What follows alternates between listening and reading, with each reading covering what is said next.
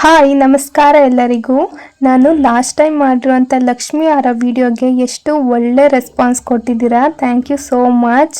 ಇವಾಗ ಅದೇ ಥರ ಇರೋ ಹಾರ ಬೇರೆ ಡಿಸೈನಲ್ಲಿ ಹೇಗೆ ಮಾಡೋದು ಅಂತ ನೋಡೋಣ ಬನ್ನಿ.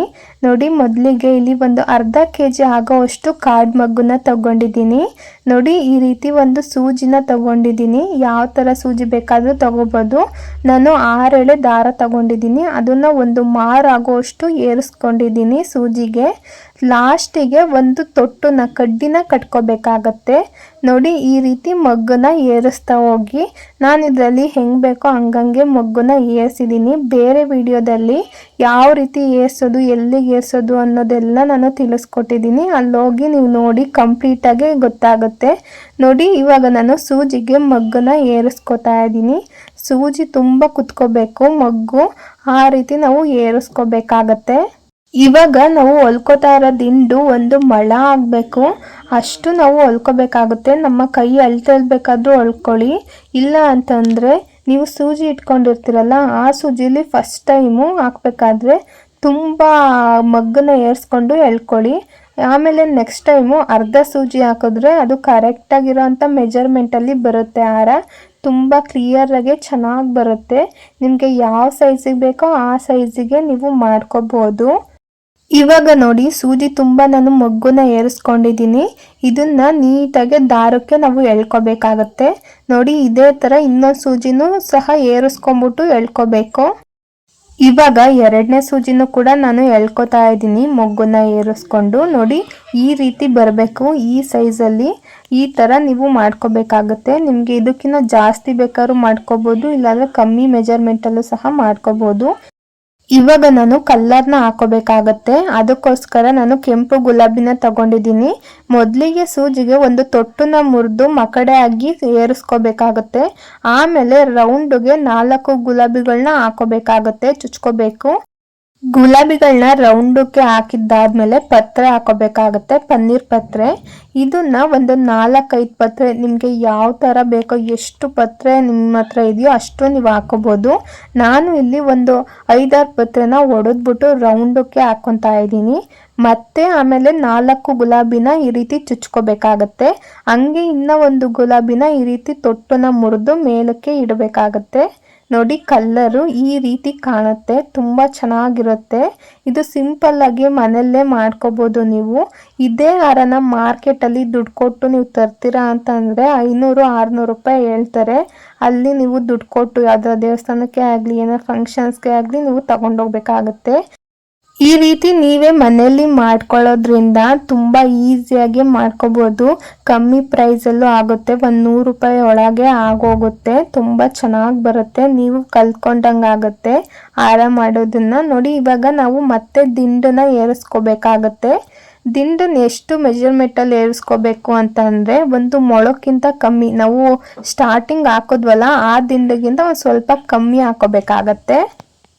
ನಾವು ಯಾವುದೇ ಹಾರ ಮಾಡಬೇಕಾದ್ರೂ, ಯಾವುದೇ ಥರದ್ದೇ ಯಾವ ಹೂನಲ್ಲೇ ಮಾಡಬೇಕು ಅಂದ್ರೂ ಕೆಳಗಡೆ ಜಾಸ್ತಿ ಹೂವು ಹಾಕಬೇಕು, ಮೇಲ್ಗಡೆ ದಿಂಡು ಸ್ವಲ್ಪ ಕಮ್ಮಿ ಹಾಕಬೇಕು. ಆವಾಗಲೇ ತುಂಬ ಚೆನ್ನಾಗಿ ಲಕ್ಷಣವಾಗಿ ಕಾಣುತ್ತೆ ಹಾರ. ಇವಾಗ ನೋಡಿ, ನಾನು ಸ್ವಲ್ಪ ಹಾಕೋತಾ ಇದ್ದೀನಿ. ಒಂದು 1/4 ಭಾಗ ಸೂಜಿಯಷ್ಟು ಮಗ್ಗನ್ನ ಏರಿಸ್ಕೊಂಡು ದಾರಕ್ಕೆ ನಾನು ಎಳ್ಕೊತೀನಿ. ಇವಾಗ ದಿಂಡೆಲ್ಲ ಕಂಪ್ಲೀಟ್ ಆದಮೇಲೆ ಲಾಸ್ಟಿಗೆ ಒಂದು ಪತ್ರೆ ತೊಟ್ಟು ಬರುತ್ತಲ್ಲ, ಅಲ್ಲಿ ಕಟ್ಟಬೇಕಾಗತ್ತೆ. ಈ ರೀತಿ ಕಟ್ಟೋದ್ರಿಂದ, ಏರ್ಸೋದ್ರಿಂದ ಮಗ್ಗು ಚೆನ್ನಾಗಿ ಗಟ್ಟಿಯಾಗಿ ಕುತ್ಕೋತವೆ, ಯಾವುದೇ ಥರ ಅಳ್ಳಾಡೋದಿಲ್ಲ. ಹಾಗಾಗಿ ನೋಡಿ, ನಾನಿವಾಗ ಕಟ್ಕೋತೀನಿ. ನೋಡಿ, ಎಷ್ಟು ಬೇಗ ಅರ್ಧ ಹಾರ ಆಗಿ ಹೋಯ್ತು. ಇದೇ ಥರನೇ ಇನ್ನು ಅರ್ಧ ಹಾರ ಮಾಡಿಬಿಟ್ರೆ ರೆಡಿನೇ ಆಗೋಗುತ್ತೆ. ತುಂಬ ಚೆನ್ನಾಗಿ ಕಾಣುತ್ತೆ ಫೋಟೋಗಳಿಗಾಗಲಿ ಎಲ್ಲದಕ್ಕೂ. ಇವಾಗ ನೋಡಿ, ಇನ್ನೊಂದು ತೊಟ್ಟನ್ನ ನಾನು ಕಟ್ಕೋತಾ ಇದ್ದೀನಿ. ಈ ಕಡೆ ಸೈಡು ನಾವು ಮಾಡ್ಕೋಬೇಕಾಗತ್ತೆ. ಇವಾಗ ಅರ್ಧ ಮೊಳ ಆಗೋವಷ್ಟು ದಾರನ ಬಿಟ್ಬಿಟ್ಟು ಇನ್ನು ಈ ಕಡೆ ಸೈಡು ಬೇರೆ ದಿಂಡನ್ನ ನಾವು ಮಗ್ಗಲ್ಲಿ ಹೊಲ್ಕೋಬೇಕಾಗತ್ತೆ. ನೋಡಿ, ನಾವು ಈ ಕಡೆ ಎಲ್ಲ ಉಲ್ಟಾ ಹಾಕೋಬೇಕು. ನಾನು ಹೇಳ್ಕೊಡ್ತೀನಿ ನಿಮಗೆ. ಆ ಕಡೆ ಸೈಡು ಕೆಳಗಿಂದ ಮಗ್ಗನ್ನ ಏರಿಸ್ಕೊಂಡ್ಬಂದ್ವು. ಇವಾಗ ಈ ಕಡೆ ಸೈಡು ನಾವು ಮೇಲಿಂದ ಏರಿಸ್ಕೊಂಡು ಹೋಗ್ಬೇಕಾಗತ್ತೆ. ಮೊದಲು ಸಣ್ಣ ದಿಂಡು ಹೊಲಿಬೇಕು ಅದೇ ಸಮವಾಗಿ, ಆಮೇಲೆ ಕಲರ್ ಹಾಕಿ ಆಮೇಲೆ ದೊಡ್ಡ ದಿಂಡು ಹೊಲ್ಕೋಬೇಕಾಗತ್ತೆ. ನೋಡಿ, ನಾನಿವಾಗ ಹೊಲ್ಕೋತಾ ಇರೋದು ಹಾಗೇನೆ. ನೋಡಿ ದಿಂಡು ಇದೇ ತರನೇ ಬರಬೇಕು, ಸಣ್ಣವಾಗಿ ಬರಬೇಕು. ನಾನು ತೋರಿಸ್ತೀನಿ. 2 ಹಾರ 2 ಸೈಡ್ ಇಟ್ಕೊಂಡು ನೋಡಿ ಈ ರೀತಿ ಬರಬೇಕಾಗುತ್ತೆ. ಸ್ವಲ್ಪ ಉದ್ದ ಆದ್ರೂ ಪರವಾಗಿಲ್ಲ, ಅದನ್ನ ಪ್ರೆಸ್ ಮಾಡಿಬಿಟ್ಟು ಒಂದೇ ಸಮಕ್ಕೆ ಮಾಡ್ಕೋಬಹುದು. ಇವಾಗ ನಾನು ಗುಲಾಬಿನ ಹಾಕೋತಾ ಇದ್ದೀನಿ. ಒಂದು ಗುಲಾಬಿನ ಉಲ್ಟಾ ಮಾಡ್ಕೊಂಡು ಏರಿಸ್ಕೋತಾ ಇದ್ದೀನಿ ತೊಟ್ಕಿಟ್ಬಿಟ್ಟು. ಅದೇ ತರನೇ ಸೇಮ್ ನಾವು ಆ ಕಡೆ ಯಾವ ರೀತಿ ಹಾಕಿದ್ವೋ ಅದೇ ತರನೇ ಹಾಕೋಬೇಕಾಗತ್ತೆ. 4 ಗುಲಾಬಿ ಸಮವಾಗಿ ರೌಂಡಕ್ಕೆ ಹಾಕೊಂಡು ಪತ್ರೆನ ನಾವು ಕಟ್ ಮಾಡಿಬಿಟ್ಟು ಉಲ್ಟಾ ಹಾಕೋಬೇಕು. ಅಲ್ಲಿ ಸೀದಾ ಹಾಕೊಂಡಿದ್ವು, ಇಲ್ಲಿ ಉಲ್ಟಾ ಒಂದು 5-6 ಪತ್ರೆನ ಕಟ್ ಮಾಡಿಕೊಂಡು ಹಾಕೋತಾ ಇದ್ದೀನಿ. ಇವಾಗ ಅದೇ ತರನೇ 4 ಗುಲಾಬಿನ ರೌಂಡಕ್ಕೆ ಚುಚ್ಕೋತಾ ಇದ್ದೀನಿ. ಒಂದು ಗುಲಾಬಿನ ಹಂಗೆ ಸೀದಾ ತೊಟ್ಟು ಮುರಿದು ಹಾಕೊಂಡ್ರೆ ಕಲರ್ ರೆಡಿ ಆಗೋಗುತ್ತೆ. ತುಂಬಾ ಈಸಿಯಾಗಿ ಮಾಡ್ಕೋಬಹುದು. ಇವಾಗ ಕಲರ್ನ ದಾರಕ್ಕೆ ಕುಂಡಿಸ್ಕೊಳ್ಳೋಣ. ನೀಟಾಗಿ ಸಮವಾಗಿ ಬರಬೇಕು ನೋಡಿ ಈ ರೀತಿ. ಇವಾಗ ಮತ್ತೆ ನಮ್ಮ ಮೊಗ್ಗುನ ಏರಿಸ್ಕೊಂಡು ದಿಂಡು ಹೊಲ್ಕೋಬೇಕಾಗುತ್ತೆ ನಾವು. ನೋಡಿ ಕೆಳಗಡೆ ಇರುವಂತ ದಿಂಡನ್ನ ನಾನು ಹೊಲ್ಕೋತಾ ಇದ್ದೀನಿ. ಇವಾಗ ಇದೇ ತರನೇ ಬೇರೆ ಬೇರೆ ಡಿಸೈನ್ ಅವು ತುಂಬಾ ಹಾರಗಳ ವಿಡಿಯೋಸ್ ನನ್ನ ಚಾನಲ್ ನಲ್ಲಿ ಇದೆ. ಇವಾಗಲೇ ಸಬ್ಸ್ಕ್ರೈಬ್ ಮಾಡಿಕೊಂಡು ಅಲ್ಲಿರುವಂಥ ವಿಡಿಯೋಗಳನ್ನ ನೀವು ನೋಡ್ಬೋದು. ನಿಮಗೆ ಯಾವ ಡಿಸೈನ್ ಇಷ್ಟ ಆಗುತ್ತೋ ಆ ವಿಡಿಯೋದಲ್ಲೇ ನೋಡಿಕೊಂಡು ನೀವು ಮಾಡ್ಕೋಬೋದು. ಹಾರನ ತುಂಬ ಚೆನ್ನಾಗಿರೋವಿದೆ, ತುಂಬ ಈಸಿಯಾಗಿ ಮಾಡ್ಕೋಬೋದು. ನೋಡಿ ಕೆಳಗಡೆ ದಿಂಡು ಇವಾಗ ರೆಡಿ ಆಗಿದೆ. ಇವಾಗ ಸಮವಾಗಿ ನಾವು ಕಟ್ಕೋಬೇಕಾಗತ್ತೆ ದಾರನ. ಇವಾಗ ನಾವು ಎರಡನ್ನು ಕಟ್ಟಬೇಕಾದ್ರೆ ಸ್ವಲ್ಪ ಬಿಗಿಯಾಗಿ ಕೇರ್ಫುಲ್ ಆಗಿ ಕಟ್ಟಬೇಕು. 2 ಸಮಾನ ನೋಡ್ಕೋಬೇಕು, ನೋಡ್ಕೊಂಡು ಚೆನ್ನಾಗಿ ಬಿಗಿಯಾಗಿ ಕಟ್ಟಬೇಕು. ನೋಡಿ ಈ ರೀತಿ ನೀವು ಒಂದು 4-5 ಗಂಟು ಹಾಕೋಬೇಕಾಗತ್ತೆ.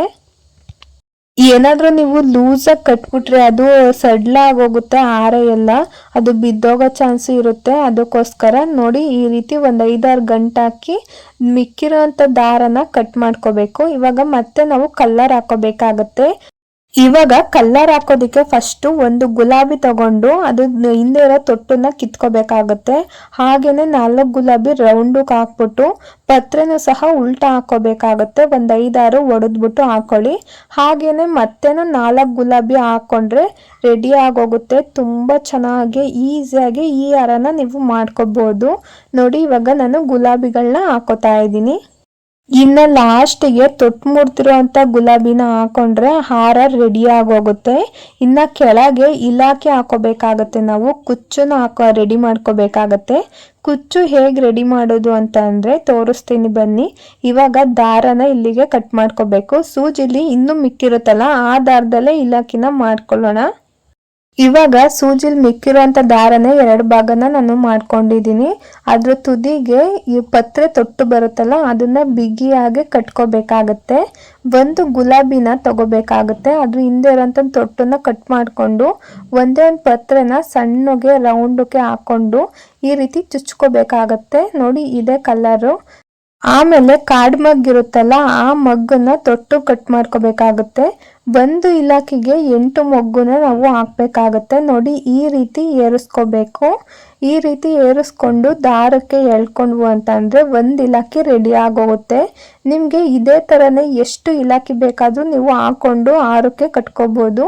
ನಾನು 3 ಇಲಾಖೆ ಹಾಕೋತಾ ಇದ್ದೀನಿ. ಈ ಸೈಜ್ ಹಾರಕ್ಕೆ 3 ಇಲಾಖೆ ಬೇಕೇ ಬೇಕು.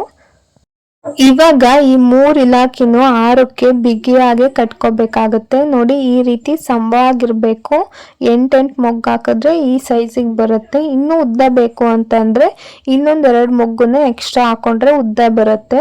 ನೋಡಿ ಈ ರೀತಿ ಬಿಗಿಯಾಗಿ ಕಟ್ಕೋಬೇಕು. ಹಾರದಿಂದನೇ ಬಂದಿದೆ ಇಲಾಖೆ ಅನ್ನೋ ತರ ಕಾಣಬೇಕು.